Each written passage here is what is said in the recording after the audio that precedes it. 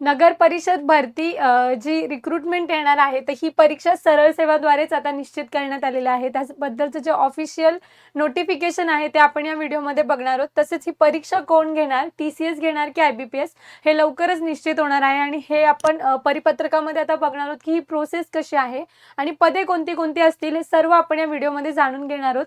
नमस्कार विद्यार्थी मित्रांनो, मी ऋतुजा पवार, इन्फिनिटी अकॅडमीमध्ये आपलं स्वागत आहे।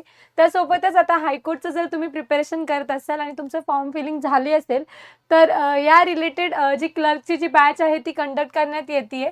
यामध्ये जो गणित बुद्धिमत्ताचा जो 40 मार्क्सचा वेटेजचा पार्ट आहे प्लस GSचा जो पार्ट आहे मराठी इंग्रजी हा कव्हर करून घेतला जाईल फक्त 499 रुपये फीजमध्ये आणि यासाठी तुम्हाला या नंबरवर कॉन्टॅक्ट करायचा आहे। तसेच जे शिपाई भरतीसाठीची जी बॅच आहे यामध्ये तुमचे जास्तीत जास्त सराव प्रश्न करून घेतले जाणार आहेत। तसेच परीक्षा केंद्रीभिमुख अभ्यास जो आहे म्हणजे जो स्टेट बोर्डचा जो अभ्यास आहे तो तुमचा पूर्ण सिलेबस इथे कव्हर करून घेतला जाईल आणि ही जी यासाठीची फीज आहे ती फक्त 99 रुपये असणार आहे। तर तुम्हाला या नंबरशी कॉन्टॅक्ट करायचा आहे 9226016161। ठीक आहे, तर आपण जे नगर परिषदचं जे अपडेट आहे त्याबद्दल थोडंसं बघूया की 9 जानेवारी 2026 सो आता रिसेंटच हे अपडेट आहे। तर यामध्ये बघा, राज्यातील नगर परिषद स्थापनेवरील गट क आणि ड रिक्त पद भरती प्रक्रिया राबवण्याबाबत तर याआधी सुद्धा आपल्याला माहिती आहे किती स्थायी पदे आहेत आणि किती अस्थायी पदे आहेत, तर त्याचा जो तपशील आहे त्यावरती सुद्धा जो व्हिडिओ आहे तो आपण बनवलेला आहे। जर तुम्ही तो नसेल बघितला की पदे रिक्त किती आहे तर तो तुम्ही ऑफिशियल जे आपलं प्लेलिस्ट आहे त्यामध्ये सुद्धा जाऊन चेक करू शकता। प्लस जो आता बघा 150 डेजचा जो प्रोग्राम आहे ओके, तर तो आता संपत आलेला आहे। तो 2 ऑक्टोबर पर्यंतच होता, पण काही जे विभागांतर्गत काय करण्यात आलेला 150 डेज जो प्रोग्राम आहे तो थोडा डिले करण्यात आलेला। आता याकडून बघा शासनाकडून किती पदभरती करायची होती, 75,000 पदांची पदभरती करायची होती। यामध्ये कोणती कोणती पदे आहेत, गट ब अराजपत्रित, गट क आणि गट ड या 3 संवर्गाची पदे असतील। आता ही जी पदभरती आहे नगर परिषद भरती रिलेटेड हे जे अपडेट आहे तर यामध्ये काय करण्यात आलेलं, एक जिल्हा निवड समिती करण्यात आलेली। या जिल्हा निवड समितीमध्ये काय असतील तर जे जिल्हाधिकारी असतील त्यांच्या अध्यक्षतेखाली ही समिती गठीत करण्यात आलेली। तर आता यामध्ये जी इथे जे ऑफिशियल आपल्यासाठी इम्पॉर्टंट काय पार्ट आहे तर हा जो दुय्यम सेवा निवड मंडळाच्या कक्षेतील गट ब अराजपत्रित, गट क ड संवर्गातील जी कोट्यातील पदे आहेत ती आता कशाने भरायची आहेत, सरळ सेवा पदभरतीने भरायची आहेत। त्यामुळे जे चालेल की MPSC एक्झाम घेईल किंवा सरळ सेवा थ्रू, तर मग आता ही जी एक्झाम आहे ती आता सरळ सेवाद्वारे कंडक्ट करण्यात येणार आहे। तर ही जी बैठक आहे याची बैठक काय होणार आहे, 12 जानेवारी 2026 रोजी याची बैठक होणार आहे। मंडेला ही बैठक होईल। या बैठकीमध्ये निश्चित करण्यात येईल की एक्झाम जी आहे ती TCS ने कंडक्ट करायची आहे का IBPS ने। तर यामध्ये कशा प्रकारे हे कंडक्ट केली जाईल, तर प्रत्येक जे संवर्ग आहेत यामध्ये बघा की संदर्भीय पत्र क्रमांक 4 आपल्यासाठी महत्त्वाचा जो मुद्दा आहे, थोडासा झूम करूया।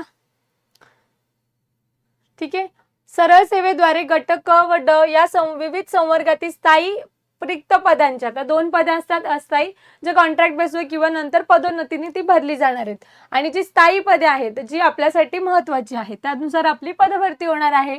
तर ह्या पदांची पदभरती प्रक्रिया राबवण्याबाबत सूचना देण्यात आल्या असून सरळ सेवा पदभरती रूपरेषा वेळापत्रक ठरवून देण्यात आले आहे।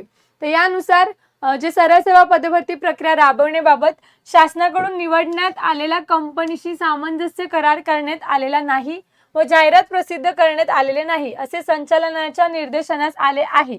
मग आता नाही निर्देशित करण्यात आलं तर मग एक्झाम तर सरळ सेवा घेणार आहे। मग 12 जानेवारीची जी बैठक होईल त्यामध्ये काय निश्चित करण्यात आलेलं आहे की या पत्रांमुळे जी स्थायी रिक्त पदे आहेत ती निश्चित करण्यासाठी उक्त 2 कंपन्यांपैकी एका कंपनीची निवड करावी, त्यांच्या समवेत सामंजस्य करार तात्काळ करून कार्यक्रम रूपरेषा वेळापत्रक तयार करून जाहिरात प्रसिद्ध करण्याबाबत कळवण्यात आले होते, परंतु त्या अनुषंगाने जे पालन आहे ते झालेले नाही।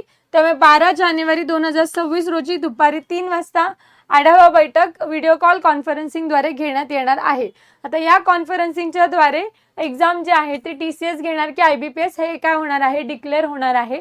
12 जानेवारीला आपल्यामध्ये अजून ऑफिशियल आपल्याला नोटिफिकेशन येईल आणि त्याद्वारे करणार आहेत। आता महत्त्वाचा मुद्दा काय आहे की एक्झाम MPSC कंडक्ट नाही करणार, एक्झाम जी आहे ती सरळ सेवाद्वारे निश्चित केली जाईल। सेकंडरी जो पार्ट आहे की आता एक्झाम सरळ सेवांनी कंडक्ट केली आहे, तर मग तुमच्यासाठी महत्त्वाचा पार्ट हा आहे की जो नगर परिषदचा लास्ट टाइमचा जो कट ऑफ होता तो बघता आपल्याला जो सिलेबस आहे, जसं की मराठी, इंग्रजी, त्याच्यानंतर RTI ऍक्ट होते त्याच्यामध्ये, लोकसेवा हक्क अधिनियम, त्यानंतर जो GSचा पार्ट होता, इंग्लिशमध्ये जो तुमचा जो सिलेबस होता त्यावरती मुख्य भर द्यायचा आहे आणि त्याच परीक्षा पद्धतीनुसार जे प्रिव्हियस इयर्सचा एक्झामचा जो सोर्स आहे त्यानुसारच तुमचा नगर परिषदचा पेपर असणार आहे.